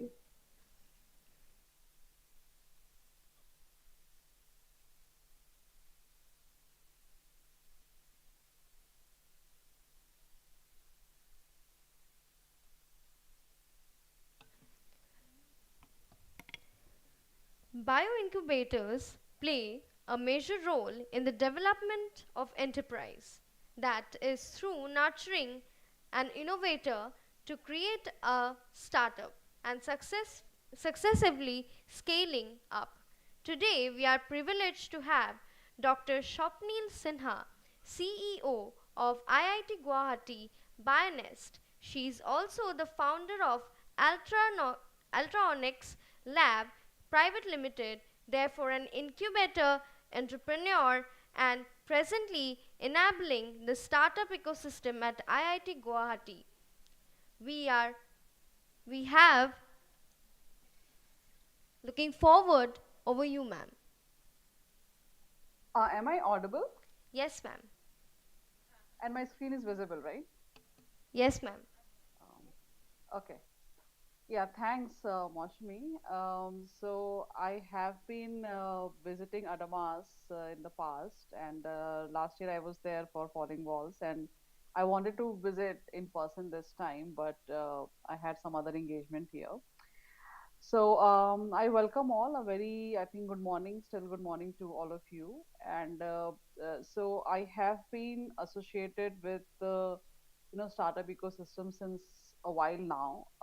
I started as a scientist at Naipur Guwahati, but then I shifted my gears and I entered into this startup ecosystem. And so I started as an entrepreneur, and then I moved to the other side of the table, and now I'm looking after this incubator. So I just give you a little, I know because I was talking to Moshmi last week, and I was asking her what kind of audience I might be expecting. And I suppose most of you are students here. So I just want to give you a glimpse, how actually you uh, built a venture in terms of what are the challenges and roadblocks, of course, you encounter, and what are the jargons, because when you start your career as a scientist, you are accustomed to words like, all the science words. But when you enter into this domain, it is altogether different, entirely different tapestry. It's fun actually, but like for any other things in life, it has a lot of roadblocks and challenges. So before I move further, I know many of you who are sitting here, they are might be completing your degree or planning to, complete your degree in next 6 year, 6 months or 1 year, and many of you also having this trending thought that you want to do something on your own and you want to become an innovator or an entrepreneur. But in the beginning, you really don't know, what lies next. If I have an idea, what I'm going to do with that idea, right? And let me tell you that you are at a very good space right now. You have so many opportunities that we didn't have when we had the same thought. That say, if I have an idea, how I'm going to put that idea into a product and then position it into the market, right?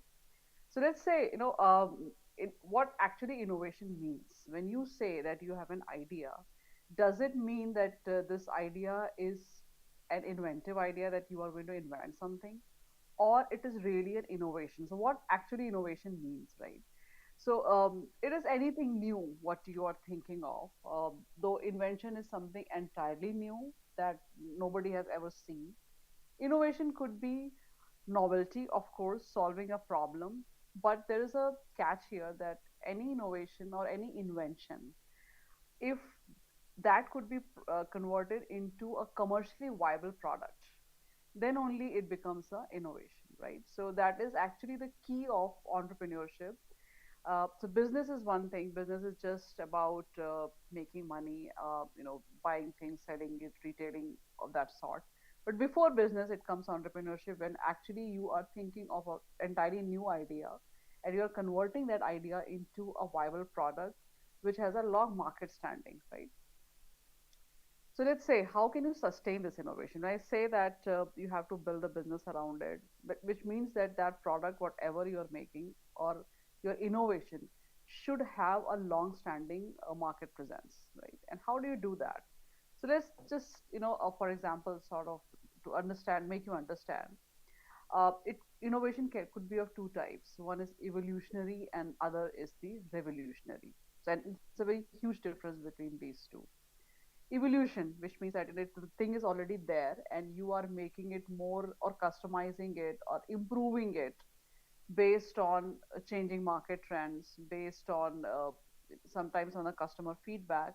You are including new things, tweaking it around the already existing product or already existing solution,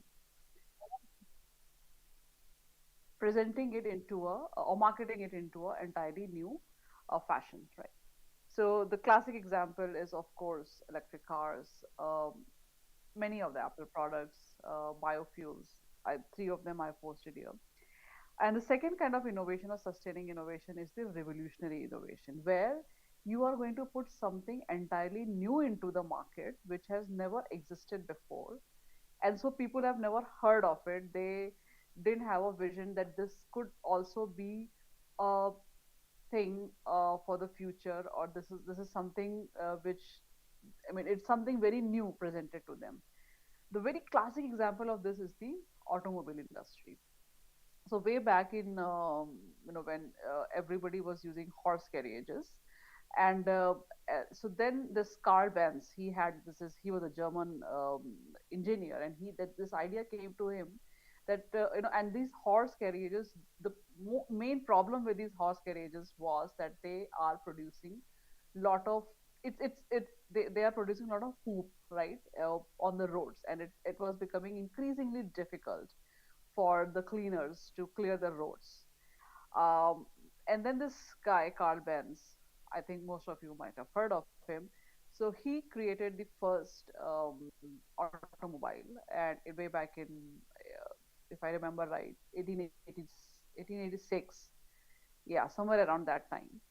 And that actually revolutionized the industry, and he then gave something to the people which they have never heard of, right? But this revolutionary innovation or product was actually presented to the masses by Henry Ford when he established the Ford company, and then he produced those automobiles which anybody or it is affordable kind of a way. So then that was something, one which is already there in the market, one solution. It was totally disrupted with a new invention, and that is still, it is dominating.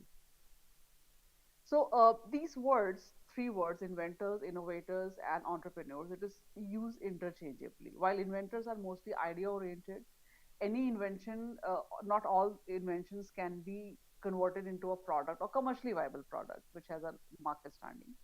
Innovators are, they are the real innovator, the entrepreneurs, of course, and this could be bifurcated that if the innovation is something which is evolutionary in nature, it forms a linear one. I've already explained you that. And entrepreneurs are always innovators, and they are action oriented. They actually convert these innovations into um, business and put it to the people for which it is intended to. So let's talk about, you might be hearing these buzzwords, disruptive innovation. So there is always a market for something. There is always problems in society for which the solutions come out in the market, and then they dominate the market for a while, for decades. And then suddenly there is one innovation which comes from nowhere, and it just disrupts the present market, like telephones, right? So we had telephones, and we were using it for decades, and then this mobile internet or mobile technology came, cell phones came. So they are disruptive in nature. So they disrupt the present market, which is already there, and they create an entirely new market with entirely different set of values. So this is called disruptive innovation. You are disrupting something. This again one example when you talk about healthcare is the point of care diagnostics. So in the beginning, or let's just say pre-COVID, they were always when you have to go for any kind of disease diagnostics. Mostly, you have to go to the lab, path lab, and they used to do analyze your either blood, serum, or whatever biological fluids, and to get the results. You cannot do without this pathology lab. The test cannot be done. But now the disruptive innovations are coming in this space, that everybody is now making point of care diagnostics, which are actually giving the same information or the same results as the one you are getting from the path lab. So this is something, the disruption of the already present market, right? So then ask your question to yourself, that are you really innovative?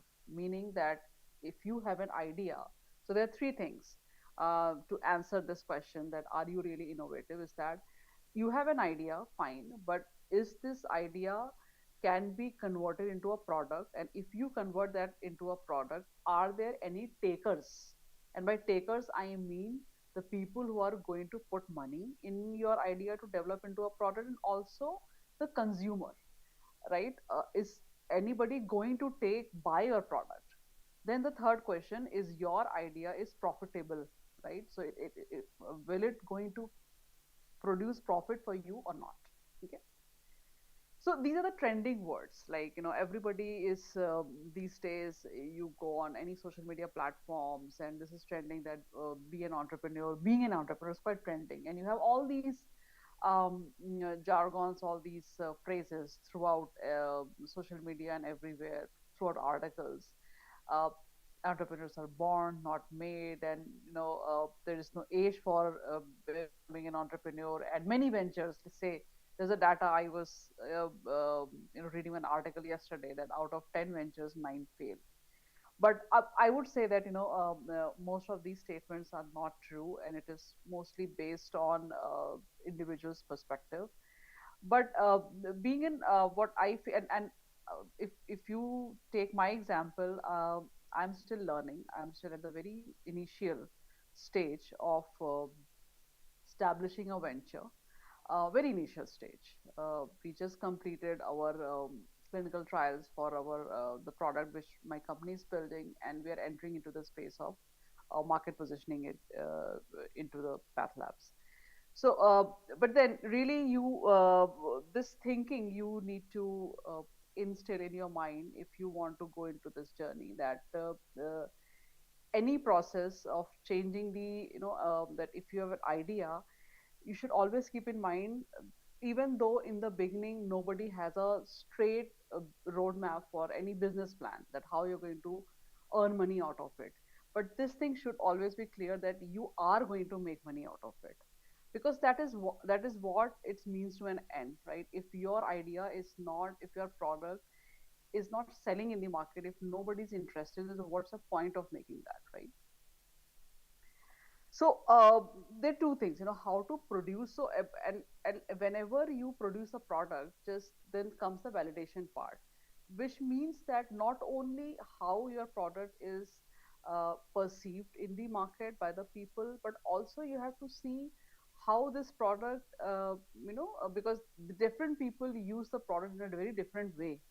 So that also gives you a chance to know whether your product will have a long standing in the intended market or not. So this is called validation. So the two things, that how do you produce new ideas and how do you validate. In the start, when you are, say you have 5 6 ideas, and not every idea will be a profitable idea, right? So you have to just validate in a small subsets how good is that going to be in near future. So let's just, for the sake of understanding and to make it very simple, let's break this disrupt word, right? So and I'm going to explain you in few examples of for all this, and you that might give you a glimpse at how actually you develop an idea, how you can develop an idea, and uh, how you can test its validity in the target market. So let's, the first alphabet, disruptive alphabet, the first alphabet, derive, right? The D alphabet.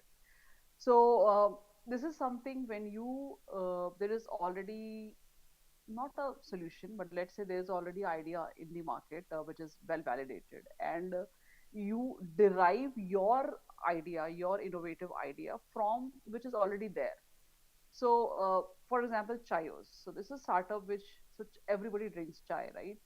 And so what they thought is, and everybody, Indians especially, they have very much finicky about the kind of tea they are drinking and the kind of ingredients they are going to put in their individual teas. So that's what this startup derived, that they have full assorted menu in which they have added different types of ingredients, adrak, tulsi, whatever, which any household in India they take. So, and his idea was, wherever they go, they, if they want to, if they are inclined towards ginger tea, if they always drink ginger tea, they'll get this ginger tea anywhere they want. So this is derived. He derived this idea from already there, which is in the market, and he produced it or packaged it into a new format.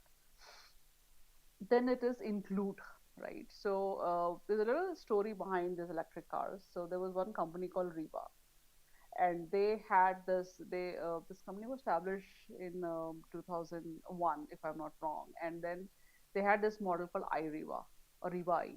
So it is an electric car, and they didn't sold many of the units. Um, and this company actually folded somewhere in 2012. They stopped the production. The reason being, they didn't click much in the market. There were many reasons. The one major reason was that this, they didn't have that trendy look whenever you buy a vehicle, it should look nice, it should look trendy, it should look catchy to the eye. That one thing feature was lacking. And secondly, there were some technical roadblocks in this machine where they didn't pass certain crash tests in certain countries. Anyway, so this Tesla company, everybody know about Tesla. So they again they have this new. They included the features of these electric cars, and they produced a new car which has much bigger battery, and the look wise they really worked on it, and they packaged it into a very sporty look, and that actually took off in the market. Then comes a disruptive DIS alphabet. So this is say for example, in the I have kept the example of Facebook. So Facebook had many features, and one features is image sharing. So Pinterest, what they did, they included just single feature from a very widely accepted app called Facebook, and they created entirely new product out of it, which is just solely for um, image sharing, right? And then other players came in. Instagram is there, and Snapchat. All these. So you just have one feature from uh, widely accepted product, and then you can build your other features around it, focusing on that one feature. Then it is repurposing, right? The classic example is the slide share. So if the literal meaning of repurpose is that if the purpose of one solution is for one problem, then you are repurposing it or using the same solution for any other problem, right? The same solution. This is repurposing. When we say repurposing of drugs, so the drugs which are normally prescribed, say for example, cancer, during COVID times, it was used for COVID care. Certain drugs were involved there. Everybody consumed that also. So this is something repurposing. So this is like in the SlideShare, the founders of SlideShare, they repurpose the entire YouTube for just for the presentation purposes. Anybody can go and load their, like, this current presentation that I'm giving you. It could be uploaded in SlideShare, and it could be accessed by anybody in the world, just to see, to take pointers, or maybe they build around their presentation the same thematic presentations around it. So there is repurposing. And this is the other thing comes, the idea generation comes from Unite. So you have 2 or 3 features from 3 or 4 different products, and you combine them into one. So Uya did a very smart thing. What they did, so previously, when we used to play video games, we had this big remote controls, manually controlled. They didn't have that much of features. What Uya did is that they combined features from all these gaming consoles, and they uh, put that implemented the Android in these consoles, and that actually revolutionized the gaming industry. And it is so profitable. It is like in the history, of course, because Ouya, uh, and like all the gaming consoles throughout the world now uses their this technology of combining and the Android implementation. Then comes the personalize. This is another form of idea generation, that you are focusing to a niche customer. Uh, I mean, just popular example is Go Colors. This apparel brand is just for the girls. So this is kind of risky marketing, I would say. But if you are confident enough that if you are actually personalizing a product for a niche customer, then you have to be really confident about that it is going to click. And it should have a long lasting, right? Then is transplant, and where you are, say Amazon. I'll just tell you with this example. So Amazon was always there. It was established way before when it finally came to India. But according to different countries, different geographical areas, they customize their use case, they customize their deals, they customize their what kind of products they're including in their brochure. So all these, I mean, it is totally customized for a particular geographical area. So let's say, you know, when you think about starting on an entrepreneurial journey, these are the four things that you need to keep your mind, or you have to ask these four questions to yourself. What is the problem that actually you're solving or you're trying to solve with your product, right? So, like I tell you with my example, we did this. I mean, we were making this point of care diagnostics for urinary tract infection. So, coming to the first question, the problem that we are trying to solve is UTI detection or UTI diagnostics is totally done by the path labs by doing the urine culture. And this urine culture, there are two lacunas here, right? The first is it requires infrastructure, it requires instrumentation, it requires trained personnel. And second lacuna was the response time. To get this urine culture done, it takes 24 to 1 or 2 days, right? In villages, it even takes 3 days. That was a two unmet need that our solution was addressing. So our solution, the second question was that we are addressing these two problems. Our solution is giving the results in 10 minutes, 10 to 15 minutes max, the same result what a urine culture gives. And our solution was is point of care. It doesn't require any trained personnel, it doesn't require any laboratory support, nothing. It's point of care in 10 minutes to tell you you are infected with these 4 or 5 bacteria. And then you have to see that what are the competition you have around, because competition means those are the people who will have, if say you have a market share of 100 people, so if there are other competitors, they might take some of your customers. So this competition should be very clear who are the other people who are doing not exactly the same thing but similar things, solving the same problems. Okay. And then what is the value proposition, how your product, what are the different features, what are the value propositions you are providing to the customer, and if that can you upgrade your product, say version 1, version 2, which is even better than the earlier ones.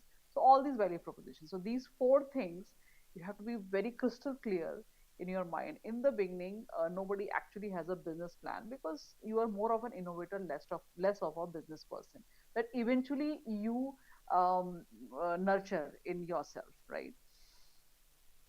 These are the five steps that you take finally to take off as an entrepreneur. For is ideation, then you convert your idea into something, little proof of concept where you prove it that I yeah, this is what I have and my idea is working here. Then you build a prototype, and then you go up, you scale it, you validate it into the target customer segment, and then finally, when you're done with this, you position your product into the market, right?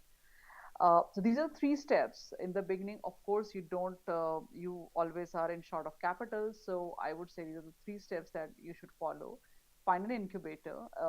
I'm more talking in terms of an innovation done in deep science or deep tech. So you find an incubator which will provide you all the facilities with infrastructure, laboratory support, all kind of mentorship, hand holding, and they also help in fundraising. And then you get the initial capital. It could be your money from your friends and family, and it could be any government grant. Because in the beginning, you are not. I mean, it's very unlikely that you're going to raise investments. But of course, there are huge number of government grants that you can utilize for building the prototype, right? And then you can have a little manpower, which is very efficient and true to your conviction. So I'll just say, what we do at Bionest. We support all this 4 or 5 steps for a budding entrepreneur. And we have all facilities for product development, for mentoring, for market entry, and being in IT, it gives you a lot of leverage where you can utilize the technological excellence of IT, and also it helps you to collaborate with the best of the minds because you have so good world-class faculty which will help you, because whenever you develop a product, most of the time it is interdisciplinary. If you are a biotechnologist and if you're developing a product into diagnostics, you will be needing an engineer who's going to convert that into, say, sensor, or maybe in medical device, anything. Even if in therapy, you might be needing engineers to finally develop it into a product. You will be needing their help. So all these things are covered here, and we help you in all these, you know, every aspect of product development and the commercialization part. This is how we build the success stories. We scout ideas, and we also have a little seed grant available with us right now, uh, where we just give a little financial support to the entrepreneurs, and then which will help them to build the POC or a prototype. And then in the meanwhile, we help them with all kinds of mentoring, networking, and we also help them raising funds either from government grants or from the private equity. So, and that's before they take exit. We make sure. So we have started our operations just a little more than a year from now. We've already graduated 2 or 3 starters from our incubator, and yeah. So this is what we're trying to just build this entire ecosystem in the Northeast. This is a symbiotic model that we follow. We At our incubator at present, we are operating in equity-free model, and what we believe, and I think what every incubator believes, that if your incubating companies, they are developing, they are moving forward, of course it adds value to your own incubator, and your incubator can only be successful if your incubator is a success. So this kind of a symbiosis, you help them build a venture and take actions. In a while you get your incubator gets structured, right? So I'll just end up it here, and I'm just now open for questions.